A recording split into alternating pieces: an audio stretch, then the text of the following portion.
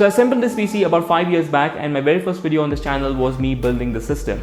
And back in the day, I didn't know what framing is or how manual focus works. I mean, just have a look at this video.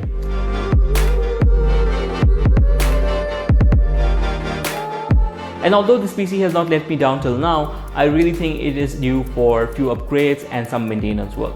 So in today's video, we're going to have a few upgrades done to my PC and a whole lot of cleaning. My name is AlexiAction and welcome to the 8-Bit Coven.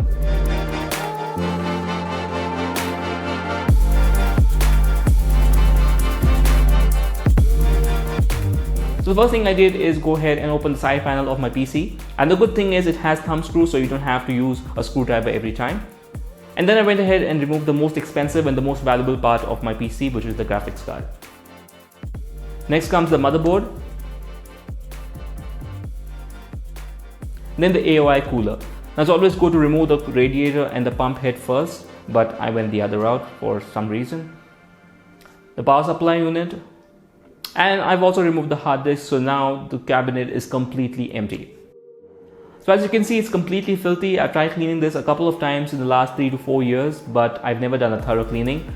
But it all changes today.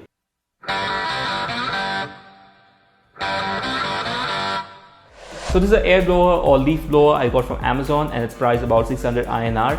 And it said that you can use it for PC as well. I'm not going to use it on my motherboard or my graphics card. I'm just going to use it on the chassis or the cabinet itself.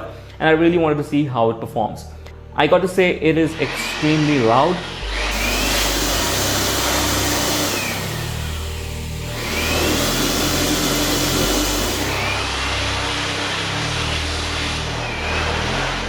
So overall, the blower did a pretty decent job, but it did not clean the nooks and crannies of the cabinet. And for that, I needed to use a microfiber cloth and a cleaning solvent and just start scrubbing. And this is how it looks once the cleaning is done.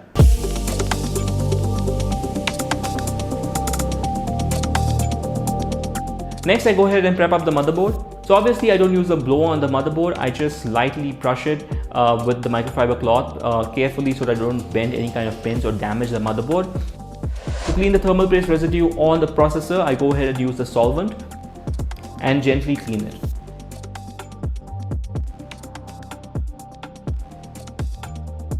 And now to install the first upgrade of the system, which is a 1 TB m.2 SSD from EVM. And the product links are in the description below, so you might want to check them out.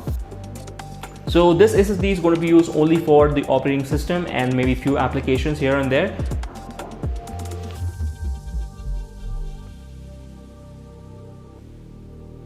With that done, I'll go ahead and install the second upgrade, which is the RAM.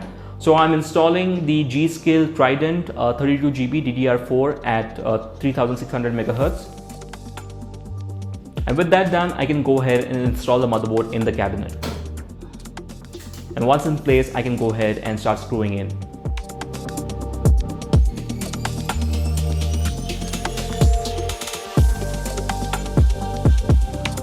Now with the motherboard in place in the cabinet, I go ahead and install the backplate, which is going to be used by the pump head for the AOI cooler.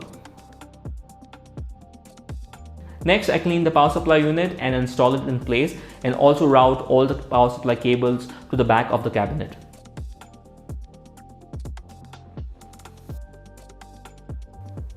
Next, I install the hard disk carriage, which has my 2 TB and 4 TB HDDs. So at the back, I go ahead and install the SSDs. So I already had a 120 GB SSD from Corsair, which I was using for my operating system. But I'm also adding a 2 TB SSD, which is from EVM again, which will be used for games and other applications. With that done, I clean the radiator of the AOI cooler. And as you can see, it has an incredible amount of dust, and the blower did a fantastic job in getting that clean. Now with the cooler cleaned, I go ahead and install the radiator at the top. And before placing the pump head on the processor, I gently apply a little bit of thermal paste. With that applied, I can go ahead and screw in the pump head.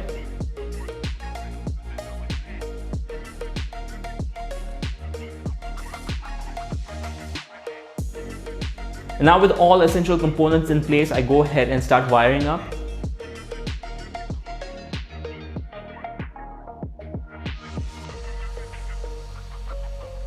installed the exhaust fan, also the intake fans on the front. And last, we installed the most important piece of the puzzle, which is my graphics card. Connect the power supply. And now for the moment of truth.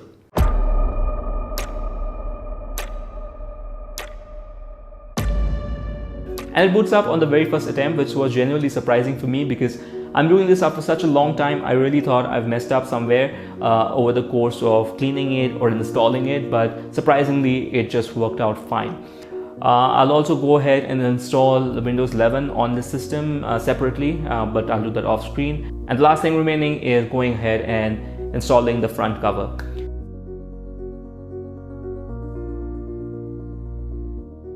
So that's it for today's video. I hope you guys liked this video. It was a great experience doing this after such a long time, and certain things which I had forgotten have come back to me. Subscribe to the channel if you haven't already. If you have any questions regarding this, let me know in the comment section. I'll be more than happy to assist you guys.